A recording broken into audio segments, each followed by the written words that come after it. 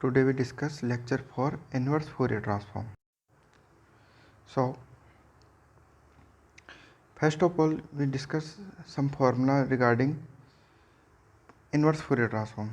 तो students inversion formula for sign transform के लिए क्या होता है आपका, ये ध्यान में रखना आपको। एफ ऑफ एक्स, यहाँ पर देखो पहले वाला क्या होता था एफ एस एस, तो ये क्या है फोरियर साइन ट्रांसफॉर्म मान के चलते हैं। अगर हमें इसका इन्वर्स करना है तो इसका फॉर्मूला होता है आपका F of X is equal √2/पाई 0 to infinity F S S, यहाँ पर आएगा वो साइन एस एक्स और डी एस। देखो स्टूडेंट्स वहाँ पर क्या था डी एक्स आता था, यहाँ पर क्या है डी एस, यानी वहाँ पे हम ट्रांसफॉर्म कर रहे थे तो डी एक्स किया था, यहाँ पर इन्वर्स कर रहे हैं तो डी एस किया है, ये ध्यान में रखना आप, ठीक है। तो ये आपका बेसिक फार्मूला है। सिमिलरली हम क्या करेंगे, फोरियर कोसाइन ट्रांसफॉर्म देखेंगे तो फोरियर कोसाइन ट्रांसफॉर्म के फॉर्मूले में यहाँ पर जो फोरियर कोसाइन ट्रांसफॉर्म किया था हमने वो लिख दिया, और इसका इन्वर्स निकालने का फॉर्मूला आपका ये है। तो ये आपको ध्यान में रखना है स्टूडेंट्स, इसी के बेस पे अपन क्वेश्चंस करेंगे। और थर्ड होता है आपका inversion formula for complex Fourier transform, तो ये आपका कॉम्प्लेक्स का है। तो कॉम्प्लेक्स में हम simple F of S use करते थे, तो वो एफ ऑफ एस है। वहाँ पर एफ ऑफ एस का फॉर्मूला क्या होता था 1/√2 -infinity to +infinity F of X E की पावर आईटा एस एक्स था ओनली, यहाँ पर ई की पावर क्या है माइनस आईटा एस एक्स है, ठीक है। और लिमिट वगैरह की चीज़ सेम है, यहाँ इंटीग्रेशन एक्स के रिस्पेक्ट में हो रहा था, यहाँ इंटीग्रेशन एस के रिस्पेक्ट में हो रहा है, ठीक है। तो ये आपको तीनों फॉर्मूले ध्यान में रखने हैं। चलो हम इनके बेस पे कुछ क्वेश्चन डिस्कस करते हैं। सबसे पहला क्वेश्चन है अपना, find F of X if its Fourier sine transform is E की पावर -as। दूसरा क्वेश्चन भी दिया हुआ साथ में, find Fourier cosine transform, find F of X if its Fourier cosine transform is this. यानी आपको दो रिजल्ट दिए हुए स्टूडेंट्स, ये जो रिजल्ट है ये आपको रिप्रेजेंट कर रहा है एफ एस एस को, और ये जो रिजल्ट है ये आपको दिया हुआ है एफ सी एस। ये आपका फोरियर कोसाइन ट्रांसफॉर्म है, ये फोरियर साइन ट्रांसफॉर्म दिया हुआ है, ठीक है। अब इन दोनों का इन्वर्स यानी एफ ऑफ एक्स निकालना है दोनों के लिए। तो आपने अभी फॉर्मूला देखा था कि फोरियर साइन ट्रांसफॉर्म का इन्वर्स का फॉर्मूला आपने ये पढ़ा था, अभी सबसे पहला फॉर्मूला जो पढ़ा था उसमें अगर मैं एफ ऑफ एस की वैल्यू रख दूँ तो एफ ऑफ एस की वैल्यू यहाँ पर कितनी है ई की पावर -as। उसके बाद में स्टूडेंट्स आपको मैंने एक फॉर्मूला बताया था, एक बार और लिख देता हूँ, बार बार अपन लिख रहे हैं फॉर्मूले को, ई की पावर ax साइन bx और dx क्या होता था ई की power ax upon a square plus b square a sine bx minus b cos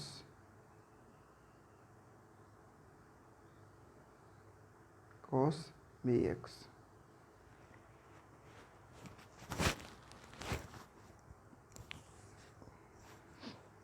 ये फॉर्मूला हमने पढ़ा था। अब इसको कंपेयर कर लो, ए की जगह कितना आ रहा है, यहाँ पर हम लिखेंगे ए की जगह कितना आ रहा है -a, और बी की जगह कितना आ रहा है एक्स। एस के रिस्पेक्ट में इंटीग्रेशन कर रहे हैं ना इस बार, ध्यान रखना है स्टूडेंट्स, इस बार एस के रिस्पेक्ट में कर रहे हैं तो एस तो वेरिएबल है, कांस्टेंट क्या है एक्स है, तो बी इक्वल कितना मानेंगे अब एक्स मानेंगे। जबकि पहले जब ट्रांसफॉर्म कर रहे थे तो बी इक्वल क्या होता था एस, क्यों, क्योंकि वहाँ पर इंटीग्रेशन किसके रिस्पेक्ट में हो रहा था एक्स के रिस्पेक्ट में हो रहा था, ठीक है। तो ये ए की जगह -a मानेंगे और बी की जगह एक्स मानेंगे, तो हमारे पास ये चीज़ आ जाएगी। अब इसमें अपर लिमिट पुट करोगे तो अपर लिमिट पुट करोगे तो e की पावर -इन्फिनिटी कितना होता है 0, फिर लोअर लिमिट पुट करोगे तो लोअर लिमिट रखोगे तो यहाँ e की पावर 0 1 होता है, साइन 0 की वैल्यू 0 होती है, कोस 0 की वैल्यू 1 होती है, कोस 0 की वैल्यू 1 होती है। सारी चीज़ें कहाँ रख रहे हैं स्टूडेंट्स एस की जगह रख रहे हैं, तो यहाँ कोस 0 की वैल्यू 1 हो गई, क्या बचा यहाँ से -x, और यहाँ से क्या बचेगा वो ये यहाँ देख लो आप इसमें,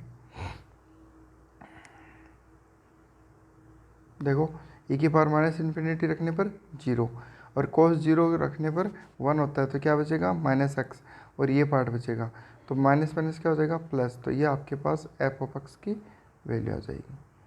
सिमिलरली स्टूडेंट्स हम क्या करेंगे, दूसरा क्वेश्चन दिया था उसमें क्या था, F of x equal Fourier cosine transform दिया था, तो कोसाइन ट्रांसफॉर्म का फॉर्मूला ये होता है, इसके अंदर कोसाइन ट्रांसफॉर्म की जगह ये रख देते, e की पावर माइनस ए एस दिया हुआ आपने को, अब कोस वाला फॉर्मूला लगा देना, जैसे e की पावर ए एक्स साइन बी एक्स लगाया था ना, वैसे ही e की पावर ए एक्स e की पावर ए एक्स कोस बी एक्स और डी एक्स, इसका भी फॉर्मूला होता है, आपको लिखाया हुआ है लास्ट क्लास में देखना, तो वो चीज़ दोबारा से ये फॉर्मूला अप्लाई करना है। तो यहाँ पर हम कंपेयर करेंगे तो एक की जगह कितना है माइनस ए और बी की जगह कितना है एक्स, सेम चीज़ है, तो वो आपके पास ये पार्ट आ जाएगा फॉर्मूले में वैल्यू पुट करने पर। अब अपर लिमिट रखोगे तो e की power minus infinity 0, lower limit रखोगे तो cos 0 की वैल्यू 1, साइन 0 की वैल्यू 0, तो ये तो हट गया, यहाँ से क्या बचा माइनस ए, और यहाँ से एक फॉर्मूला अपर लिमिट के अंदर माइनस करते हैं, अपर लिमिट के अंदर लोअर लिमिट रखते हैं तो माइनस साइन आता है, तो वो माइनस साइन है, e की पावर 0 1 हो गया, यहाँ माइनस से बता ही दिया मैंने, माइनस माइनस प्लस हो गया, तो आपके पास आ गया a upon A square plus x square. ठीक है स्टूडेंट्स, तो ये आपके दो क्वेश्चन तो हो चुके हैं, एक क्वेश्चन और बता देता हूँ स्टूडेंट्स, जो नेक्स्ट जो मैं क्वेश्चन बताने चाह रहा हूँ स्टूडेंट्स, वो आपका एग्ज़ाम में काफ़ी बार रिपीट होया हुआ है, तो उसको ध्यान से समझना, और आगे भी ये क्वेश्चन आ सकता है। इसके बेस का एक क्वेश्चन मैं आज बता रहा हूँ, और 2-3 क्वेश्चन अपन नेक्स्ट क्लास में डिस्कस करेंगे, यानी लेक्चर 5 जो होगा वो अपना होगा numerical of inverse Fourier transform के नाम से, लेकिन ये जो आज करवा रहा हूँ ये भी इम्पोर्टेंट क्वेश्चन है। ओके स्टूडेंट्स, चलो नेक्स्ट क्वेश्चन देखते हैं।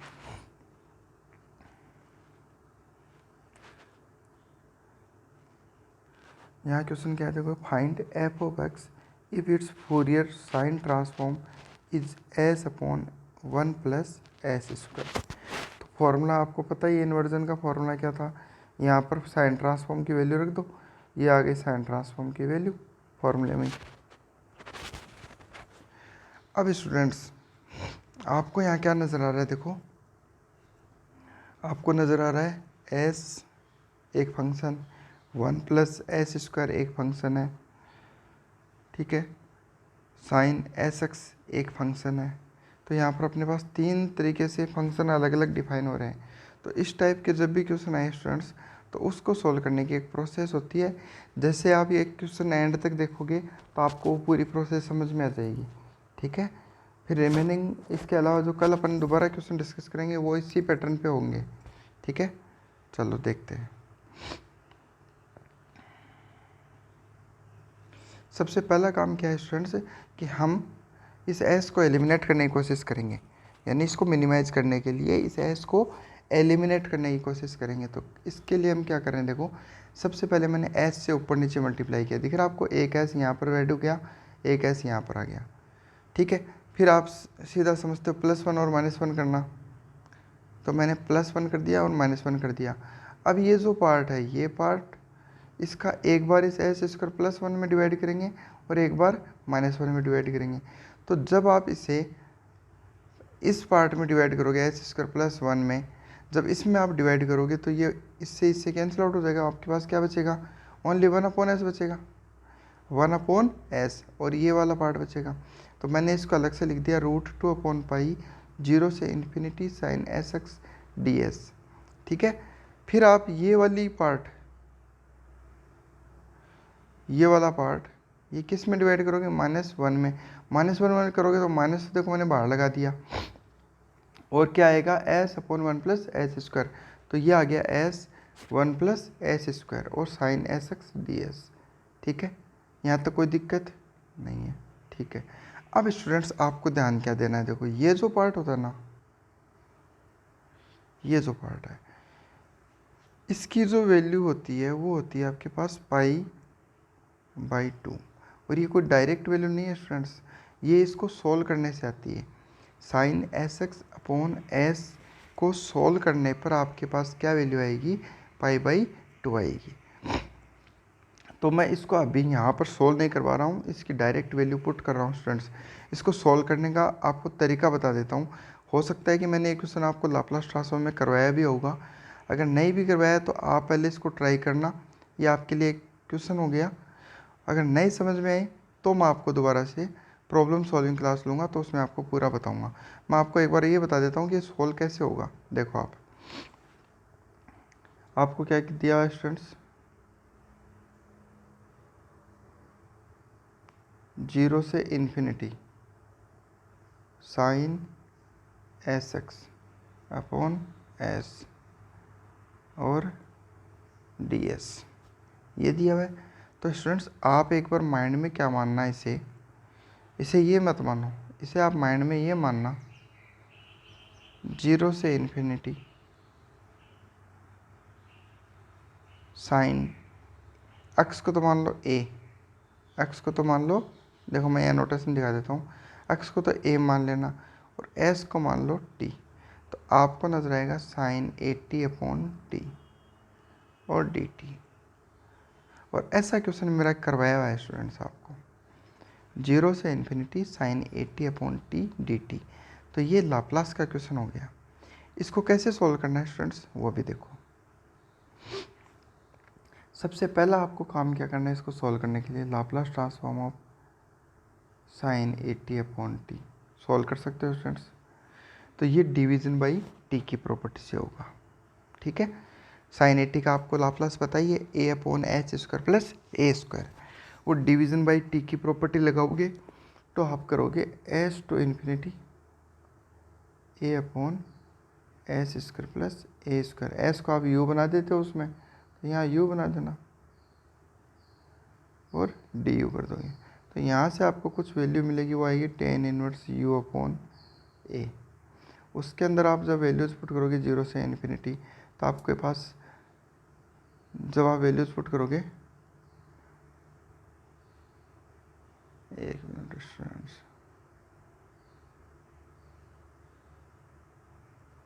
तो आपके पास क्या वैल्यू आएगी, देखो शायद वो इरेज हो गया। जब हमने क्या सोल्व किया, Laplace transform of sine 80 upon T solve किया था, इसकी वैल्यू आएगी टेन इनवर्स u अपॉन ए और लिमिट पुट कर दोगे 0 से इन्फिनिटी, तो आपके पास वैल्यू आएगी tan inverse infinity minus tan inverse 0। और टेन इनवर्स इन्फिनिटी की वैल्यू π/2 होती है, ये 0 होते थे। आपके पास ओवरऑल वैल्यू क्या आई π/2, लेकिन ये वैल्यू किसकी आ रही है, 0 से इन्फिनिटी e की power minus st sine 80 upon t और dt की वैल्यू आ रही है। जैसे आप s इजिकल 0 पुट कर दोगे तो e की पावर 0 क्या हो जाएगा 1, तो ये हट जाएगा स्टूडेंट्स। बचा हुआ पार्ट ये दिखेगा और ये वैल्यू किसके इक्वल होगी, π/2 के इक्वल हो जाएगी। बात समझ में आ रही है। अब आप वापस से ए टी की वैल्यू जो हमने स्टार्टिंग में मानी थी उनको वापस चेंज कर दो। क्या माना था हमने, ए एक्स वो हो जाएगा आपका एस एक्स अपॉन एस और डी एस, बस उसकी वैल्यू क्या आ गई π/2। फिर भी अगर किसी स्टूडेंट को कोई दिक्कत हो तो वो मेरे से दोबारा प्रॉब्लम सॉल्विंग में क्लास में पूछ ले, मैं उसको डिटेल से और समझा दूंगा, ठीक है स्टूडेंट्स। चलो आगे आते हैं। तो यहाँ पर अपन क्वेश्चन चल रहा था स्टूडेंट्स ये वाला, तो ये वाला पार्ट आपको समझ में आ गया, डिवीजन से है, ये अलग डिवीजन से है। अब उसके बाद इसकी वैल्यू मैंने आपको बताई थी क्या होती है, π/2 होती है, तो वो π/2 कैसे आता है वो भी समझा दिया आपको। अब आगे देखो, यहाँ देखो मैंने इसकी वैल्यू पुट कर दी π/2, ठीक है, और ये एज इट इज इधर वाला पार्ट पड़ा है। अब इसका क्या करेंगे, देखो स्टूडेंट्स, इसे हम डिफ्रेंशिएट करेंगे तो एलिमिनेट द बिलो। अब जो नीचे है सारा आपके पास, इस एस को हटाने के लिए हम क्या करेंगे, इसे डिफ्रेंशिएट करेंगे। कैसे करेंगे, देखो हम इसे डिफ्रेंशिएट करेंगे इक्वेशन फर्स्ट को। ये इक्वेशन फर्स्ट इंपॉर्टेंट है स्टूडेंट्स, यहीं से अपना क्वेश्चन स्टार्ट होता है एक तरीके से देखा जाए तो। इसको हमने रीअरेंज करके फॉर्मेटिंग की है इसकी। अब देखो अगर हम इसे एक बार डिफ्रेंशिएट करें विद रिस्पेक्ट टू एक्स तो क्या लिखेंगे, dy/dx। तो यहाँ पर भी वो d/dx लगता, लेकिन ये जब d/dx लगता है स्टूडेंट्स, देखो एक्स के रिस्पेक्ट में करेंगे तो कांस्टेंट है, कांस्टेंट का क्या हो जाएगा, जीरो, हट गया। यहाँ पर -√2 दिख रहा है, -√2 दिख रहा है। फिर d/dx जो यहाँ होता है स्टूडेंट्स, मैंने आपको बताया कि जब ये अंदर जाता है तो ये पार्शियल में बदल जाता है, तो पार्शियल में बदलेगा तो ये अंदर जाके क्या बनाएगा, del/del x। एक्स के रिस्पेक्ट में हो रहा है तो ये किसका डिफ्रेंशिएट करेगा, ओनली साइन एस एक्स का।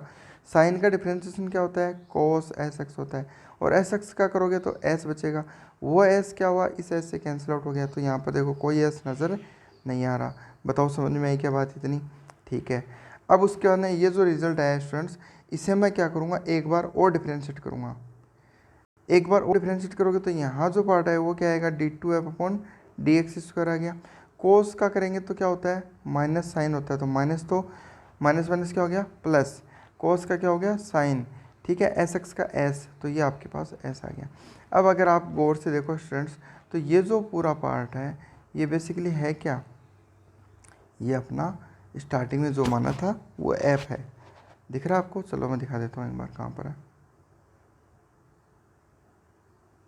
ये देखो जो क्वेश्चन था ना अपना ऐप, वही क्वेश्चन अपने पास वापस से बन के आ गया, ये देखो,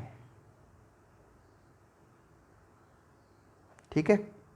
उसके बाद में हमने इसको रख दिया ऐप, तो d2f/dx इसका रिजल्ट क्या हो गया, ऐप।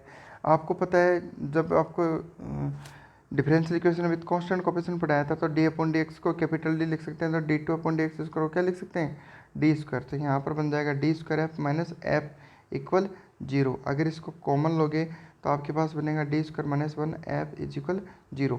देखो आगे स्टूडेंट्स 0 आ रहा है, इसका मतलब इसमें ओनली क्या सोल्व होगा, इसके दो आंसर होते हैं ना, CF और PI, लेकिन इक्वल टू 0 है तो आंसर क्या आएगा, ओनली CF जो होगा वही इसका आंसर होगा। और CF निकालने के लिए हम क्या करते थे, ऑक्सिलरी इक्वेशन लिखते थे, तो ऑक्सिलरी इक्वेशन क्या होगी स्टूडेंट्स, इसको d को m से रिप्लेस करके m² - 1 इक्वल 0, तो m की वैल्यू क्या आ गई, +1 - 1। तो CF जो लिखते थे आप वो कैसे लिखते थे, पहले ऐसे लिखते थे C1e⁻x प्लस C2e⁻−x। बट यहाँ पर मैं कह रहा हूँ C1 और C2 की जगह मैं क्या कह रहा हूँ कि इसको A लिख दो और इसको B लिख दो, बाकी कोई चेंज नहीं किया है। और बाकी इक्वल टू 0 है तो स्टूडेंट्स ओनली CF ही होगा इसका आंसर, तो f इजिकल क्या हो गया, A e⁻x plus B e⁻−x। बताओ यहाँ तो कोई दिक्कत किसी भी स्टूडेंट्स को, f is equal A e⁻x plus B e⁻−x, ठीक है स्टूडेंट्स। अब स्टूडेंट्स देखो मैंने आपको स्टार्टिंग से बता रहा हूँ आपको कि जब भी इंटीग्रेशन के अंदर लिमिट डिफाइन है तो वो डेफिनेट इंटीग्रल है, तो उसमें ये a और ये b नहीं आना चाहिए। तो अब हमारे काम क्या होगा स्टूडेंट्स, a और b की वैल्यू फाइंड आउट करना। उसको फाइंड आउट करने के लिए, दो वेरिएबल को फाइंड आउट करने के लिए हम क्या करेंगे, दो इक्वेशन चाहिए, इसलिए हमने क्या कर दिया, इसे डिफ्रेंशिएट कर दिया। तो अगर हम स्टूडेंट्स इसे डिफ्रेंशिएट करेंगे तो देखो f का dA/dx हो जाएगा, e⁻x का e⁻x से होता है तो एज इट इज आ गया, e⁻−x का करेंगे तो e⁻−x से होता है, लेकिन -x का करेंगे तो वो माइनस भी आएगा, तो ये बन गया -b e⁻−x। तो आपको इक्वेशन नंबर 4 और इक्वेशन नंबर 5 नज़र आ रही है, दोनों दो इक्वेशन, ठीक है। अब ये दो इक्वेशन ये हो गई, और दो इक्वेशन अपने पास ऊपर भी दी हुए हैं f और dA/dx की, कहाँ पर है दिखाता हूँ आपको, नज़र आ रही है 1 और 2,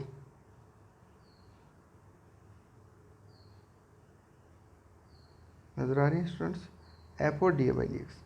तो स्टूडेंट्स हम क्या करेंगे, इन दो, पहले इक्वेशन नंबर 1 में देखो, ओनली इक्वेशन नंबर 1 में मैं x इजिकल 0 पुट करूँगा, x इजिकल 0, तो x इजिकल 0 अगर यहाँ पुट कर दो तो साइन 0 क्या हो जाएगा, 0, यानी ये इतना पार्ट मेरा हट गया, पूरा ही 0 हो गया। अब ये पार्ट बचा, इसके अंदर आपको दिख रहा पाई और नीचे √π, √π से पाई कटेंगे तो ऊपर क्या बचेगा, √π बचेगा, √2 से 2 कट करेंगे तो नीचे क्या बचेगा, √2, यानी √π/2 बचेगा। तो वही चीज़ मेरे पास बची है स्टूडेंट्स, देखो जैसे मैंने इक्वेशन फर्स्ट में, देखो मैंने सारा आपको प्रोसेस से बताया है, लिखा भी है, by equation first put x is equal 0, तो यहाँ से f की वैल्यू क्या मिली मेरे को, √π/2 मिली। इसी तरीके से स्टूडेंट्स a का f आपको यहाँ पर भी दिख रहा है, देखो ये रहा, इसमें भी x की जगह 0 कर दो, तो x की जगह 0 करोगे तो यहाँ पर 0 हो जाएगा, यहाँ पर भी 0 हो जाएगा, e⁻0 क्या होता है 1, तो यहाँ पर f इजिकल क्या आएगा, a प्लस b। तो आपको दो रिजल्ट मिल गए स्टूडेंट्स, इक्वेशन 4 से तो मिल रहा है f is equal a plus b, ये मिल रहा है f is equal root pi by two. और दोनों ही वैल्यू कब डिफाइन है, जब आपके पास एक्स इजिकल जीरो है, दोनों में x is equal zero condition same है, दोनों तरफ लेफ्ट हैंड साइड में क्या आ रहा है, एफ आ रहा है। अगर लेफ्ट हैंड साइड इक्वल है तो राइट हैंड साइड भी दोनों क्या होंगे, इक्वल होंगे। तो मैंने कहा है कि ए प्लस बी की वैल्यू क्या हो गई मेरे पास, रूट पाई बाई टू हो गई। बताओ इतनी बात समझ में आई क्या? ठीक है। अब स्टूडेंट सेम प्रोसेस हम दोबारा करेंगे। अब हमें ये जो पार्ट दिख रहा है आपको D A by D x, D A by D x, इसमें भी क्या करना है, एक्स की जगह जीरो पुट करना है। तो अगर आप इसमें एक्स की जगह जीरो पुट करते हो तो मैंने इधर लिखा है देखो, now we put x is equal zero in equation 2 and 5। तो बाई इक्वेशन 2 मैं अगर यहाँ पर एक्स की जगह जीरो कर देता हूँ तो कॉस जीरो हो गया, कॉस जीरो की वैल्यू 1 होती है। तो मेरे पास क्या बचा, 1/1 प्लस एस स्क्वायर। और 1/1 प्लस एस स्क्वायर का इंटीग्रेशन कितना होता है students, tan inverse S. Tan inverse S में अपर लिमिट रखोगे फिर लोअर लिमिट रखोगे, तो अपर लिमिट रखोगे तो टेन इनवर्स इन्फिनिटी बनेगा, लोअर लिमिट रखोगे तो टेन इनवर्स जीरो बनेगा। तो टेन इनवर्स इन्फिनिटी की वैल्यू पाई बाई टू होती है, टेन इनवर्स जीरो की वैल्यू जीरो होती है। अगेन इसको सोल्व करोगे तो पाई से रूट पाई कैंसिल आउट करोगे तो ऊपर रूट पाई बचेगा, रूट टू से टू नीचे कैंसिल आउट करोगे तो नीचे रूट टू। तो D A by D X की वैल्यू क्या आ गई आपके पास, minus root pi by two आ गई। और एक D A by D X यहाँ पर भी है, देखो स्टूडेंट्स इक्वेशन 5 में, इसमें भी एक्स की वैल्यू जीरो पुट करो तो यहाँ पर जीरो करोगे, यहाँ पर जीरो करोगे तो ए माइनस बी बचेगा। तो वो मैंने ए माइनस बी देखो यहाँ लिखा है by equation 5, by equation 5 A minus B आ गया और ये D A by D X आ गया। तो लेफ्ट हैंड साइड दोनों की इक्वल है तो राइट हैंड साइड भी दोनों की क्या होगी, इक्वल होगी। तो ए माइनस बी की वैल्यू आपके पास ये आ गई। बताओ इतनी बात समझ में आई? अब मैंने देखो दो इक्वेशन का नाम दिया है स्टूडेंट्स, आप थोड़ा सा देखो यहाँ पर आपको दो नज़र आ रही है इक्वेशन, एक आ रही है C1 ये रही ए प्लस बी, एक आपको C2 इक्वेशन नज़र आ रही होगी ये रही ए माइनस बी नज़र आ रही है। तो हमें दोनों से ए और बी की वैल्यू निकालनी है। तो आप खुद देखो स्टूडेंट्स, यहाँ पर ए प्लस बी आ रहा है, यहाँ पर ए माइनस बी आ रहा है। तो मैं अगर दोनों को ऐड करूँ तो आपको क्या नज़र आएगा, बी से बी कैंसिल आउट हो जाएगा और रूट पाई बाई टू से minus root pi by two दोनों कैंसिल आउट हो जाएंगे। तो ए और a, two a equal zero. अगर टू ए इक्वल जीरो है तो ए की वैल्यू क्या हो जाएगी, जीरो। और स्टूडेंट्स अगर ये ए की वैल्यू जीरो मैं इस इक्वेशन में पुट कर दूँ, इक्वेशन नंबर C1 में, तो अगर ए की वैल्यू जीरो करूँगा तो मेरे पास बी की वैल्यू कितनी बचेगी, बी की वैल्यू यही तो बचेगी फिर रूट पाई बाई टू।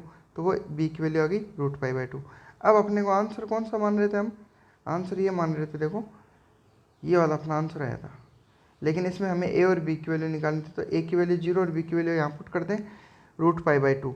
तो हमने ए और बी की वैल्यू देखो यहाँ पुट कर दी स्टूडेंट्स, यहाँ ए की वैल्यू जीरो और ये बी की value root pi by two. तो ओवरऑल सोल्व करने पर ओनली बी वाला जो पार्ट है वो अपना आंसर है।